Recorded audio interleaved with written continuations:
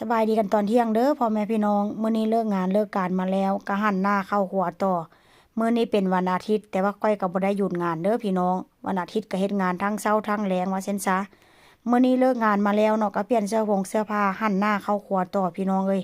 ทั้งที่ว่าไปบ่อนเฮ็ดงานก็เฮ็ดกับข้าวกับน้ำแต่ว่ามาเฮือนก็หันหน้าเข้าครัวต่อได้พี่น้องเอ้ยบ่ได้หยุดเลยว่าซั่นซะ เมื่อวานนี้ไปซูเปอร์มาร์เก็ตมาพี่น้องไปได้พวกซีฟู้ดได้หนวดปลาหมึกแล้วก็ได้กุ้งมาเนาะมามื้อนี้เลิกเวียงมาแล้วก็สิมาจัดการนี่ก็จัดการอย่างเก็บลอกเก็บล้าง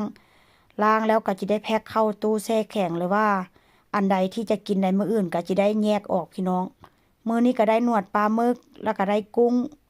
แล้วก็ได้เนื้อหมูเนื้อกงเนื้อไก่พี่น้องบางอันบางอย่างเนาะค่อยก็เอาไปแช่แข็งไว้แล้วเช่นซะแล้วจุ่มพวกนี้ค่อยก็สิบ่ได้แกะเนาะพี่น้องหลังจากล้างดีๆแล้วก็จะไปแช่แข็งไว้เพราะว่าหยังเพราะว่าเวลาเฮาอยากกินเท่านั้นเนาะเฮาอยากกินเฮาก็สามารถเอาออกมากินได้ง่ายๆแล้วอันนี้ก็เป็นเนื้อหมูติดมันพี่น้องเนื้อหมูติดมันในส่วนหลายเนาะค่อยจะเอาไว้แบบว่าเป็นพวกเอ็ดเผ็ดปิ้งหมูหั่นน่ะเพราะว่าหยังมันมีเนื้อมันมีน้ำมันติดหลายว่าซั่นซะเนาะ เฮ็ดให้เนื้อบ่หยาบเพราะฉะนั้นแล้วก็มื้อนี้ก็จิได้หั่นแล้วก็จิได้เสียบไม้ไว้คือเก่าแล้วก็ถ้าหากว่าบ่กินไว้มื้อนี้ก็สิเอาไปแช่แข็งไว้พี่น้องเพราะว่าหยังมันสิได้สะดวกสบายง่ายต่อการกินกลับมาจากเฮ็ดการเฮ็ดงานไม่เมื่อยก็บ่ได้มานั่งเฮ็ดเนาะแต่ถ้าหากว่ามื้อถัดไปอยากเอาออกมากินจังซี่น่ะเนาะก็เอาออกมากินโลดพี่น้องเอามาเฮ็ดกินเลยโดยการที่แบบว่าบ่ได้ล้างเพราะว่าเฮาก็ล้างแล้ว หลังจากนั้นเนาะหลังจากนั้นก็มาเฮ็ดกับข้าวกับน้ำต่อพี่น้องเอ้ยมื้อนี้ก็สิต้มถั่วเนาะต้มถั่วนี่ก็เป็นถั่วแดงหั้นน่ะพี่น้องคนทางนี้คนทางประเทศสเปนนี่นิยมแบบว่ากินถั่วโดยการที่แบบว่าบ่ได้เฮ็ดแบบว่าของหวานไหนถ้าบ้านเฮาเนาะเป็นพวกพวกถั่ว